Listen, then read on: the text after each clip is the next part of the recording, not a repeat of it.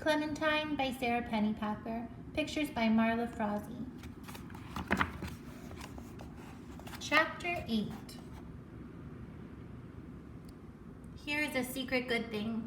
Sometimes I like journal writing at school because I can remind myself of things I might forget when I'm a grown-up. Like that I plan to smoke cigars, and I do not plan to get married. Cigars, yes. Husband, no. What if I forget these things? One more thing to remember when I am old.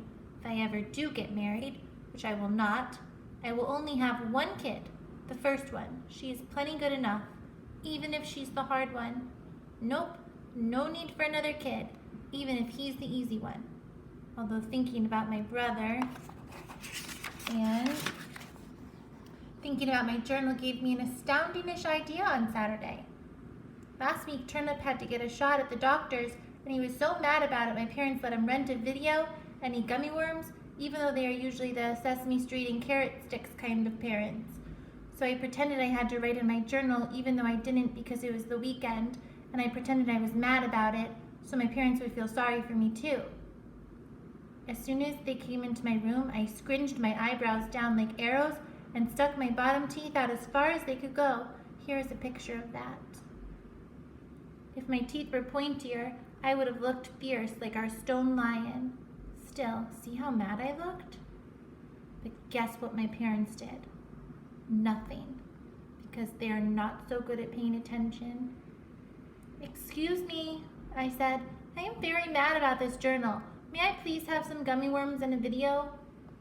They stared at me like I had spoken in the secret language Margaret and I use, which I was almost sure I had not. "You let Zucchini have gummy worms in a video when he was mad about his shot," I reminded them. "First of all," my mother said, "your brother's name isn't Zucchini. Second of all, he's 3 years old. And third of all," my father said, "considering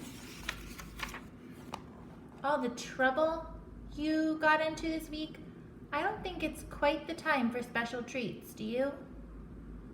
"Okay, fine," I said. But it wasn't. In the afternoon, my mom had to go to her yoga class, and my brother had to go to his Saturday playgroup. My dad was around, but he was up on the second floor taking care of a plumbing issue. Usually on Saturday afternoons, Margaret and I play together, but now Margaret was not my friend anymore, so I had nothing to do. Not even eat gummy worms and watch a video for 3 whole hours until I could go back to get the big Polka picture. Then I realized I didn't exactly know where I should put the picture once I got it. What I needed was one of those top windows right in the middle of the building where it would scare off the pigeons. Margaret's apartment was on the 5th floor, but I didn't think Margaret's mother was about to let a common criminal use her window. The man who lives on the 6th floor smells like mothballs, so I never visit him. The people who live on the 7th floor were away on vacation while their apartment got painted. Which reminded me, I flew up to the 7th floor to see if the painters wanted help. Nobody answered the apartment door when I knocked, but the painters' stilts and all their brushes and paint cans were out in the hall. The hall hadn't been painted yet, which gave me a great idea. I could do it for them. Then, when they got back on Monday, they'd smack their foreheads and make, "Wow, I must be dreaming" faces. They'd wonder who had done such a great thing until I went up and told them. Oh, it was just me. So it's Saturday afternoon, and Clementine has nothing to do. She wishes she could play with Margaret, but Margaret and her are fighting. So she's going up to the 7th floor to see if she can help with the painters, and they're not around, and she's trying to surprise them by finishing the job for them. But that seems like trouble. Let's see what happens next. Oh my goodness. I was smiling about all of this while I strapped stilts onto my legs, but when I tried to stand up, I fell right over. I tried again, and I fell right over again. 29 times, which was plenty, believe me. So I was all done being there. On the way down, the elevator stopped at the 5th floor. I got a little bit excited when Margaret got in and smiled at me. But then 1 second later, that Amanda Lee got in too. "Hi, Clementine. We're going to the mall," Margaret said. I turned around and pretended to be very busy pushing all the buttons until they got off. Then I went to my room and drew a picture of me at the mall with a lot of new best friends. Poor Clementine. How do you think she feels about Margaret going to the mall with Amanda Lee? Finally, it was time to go to the copy shop, and I ran all the way, even though I probably had 2 broken legs from all that falling.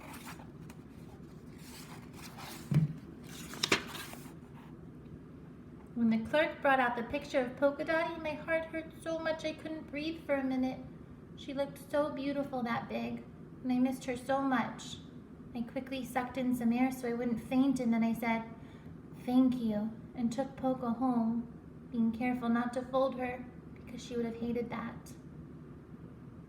So Clementine went to the copy shop and got a picture of Polka Dottie blown up to a really big poster size. And she's being very careful as she brings it home. Back to the book. When I got to my building, I looked up through all the pigeons. At the very top of the building was old Miss Jacobi's apartment. I tucked the big picture of Polka under my arm. I took the elevator to the 8th floor and knocked on Miss Jacobi's door.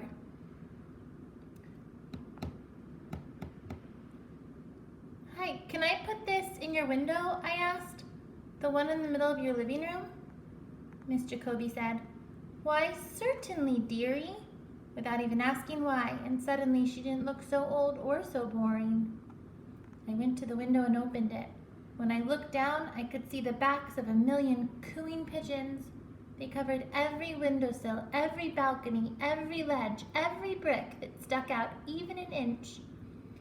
In between, I could see the sidewalk in front of the building, still wet from my dad's washing. I guess this is what my dad meant about seeing things from a different angle, but I didn't understand how it could help. Miss Jacobi came over beside me and shook half a box of Cheerios onto the windowsill. The pigeons flapped up in one huge gray cloud, and my brain snapped. Hey! Hey! So why are the pigeons gathering in front of the building? What is Miss Jacobi doing that entices the pigeons to come back all the time? I ran out of Miss Jacobi's apartment and all the way down to my own, 8 times 12 stairs, which equals 96. "Dad," I yelled, "what if the pigeons lived on the other side of the building instead of the front? Would that be okay?" "That would be great," my dad said, "a miracle. Except, of course, you'd have to convince 1,000,000 pigeons to move." "But if I could, would that solve the problem? You wouldn't care if they messed all over the sidewalk in the side alley?" "Nope, not a bit. Nobody uses it. That alley could be knee-deep in pigeon splat and nobody would even notice. Fire away, I'd say." So here's Miss Jacobi feeding all the pigeons the Cheerios. Then I ran all the way back up the stairs to Miss Jacobi's apartment and went right inside since the door was still open, because that's how fast I was. "I'll run for your Cheerios every week," I told her.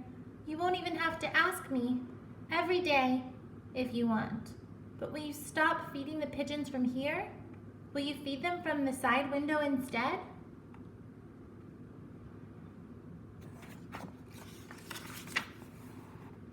I took her into the dining room and showed her a perfect place. "Let's start today," I said, and I sprinkled out the rest of the box of Cheerios. And even though pigeons have teeny tiny bird brains, they got the message pretty quick, because right away a big flock of them flapped over. And it was even better for Miss Jacobi because this was her dining room, so now she could see those pigeons eating when she was eating. And then I was all done being there, so I ran back home to tell my dad the good news. He and my mom were in the kitchen starting dinner, so I told them, and I told them, and I told them. And my dad kept saying, "Way to go, sport." My mom kept saying, Thank goodness, now you don't have to spend your life cleaning up after those pigeons. They were so happy. But my parents were sneaky too. Somehow, while I was telling them about Miss Jacobi, one of them slipped me a colander of green beans and brainwashed me into snapping them. I didn't really care though. Seeing the wow, I must be dreaming, faces on my parents was even better than it would have been seeing them on the painters. Unfortunately, they didn't have those faces very long. After dinner, my mother said she'd better get a little work done, and then she went to the cupboard to get her special markers, which were still in Margaret's room. You used my, not the permanent, those were for, what were you? It's a very bad sign when my mother can't finish her sentences. They're at Margaret's, I told her. They're fine, not even chewed on. I'll go get them. Oh no, said my father. We'll go get them. I think it's time we had a talk with Margaret's mother anyway. You'll go sit in your room and think about things. So I went to my room and thought about things, like Margaret's mother explaining to my parents about the easy one, hard one rule. Poor Clementine.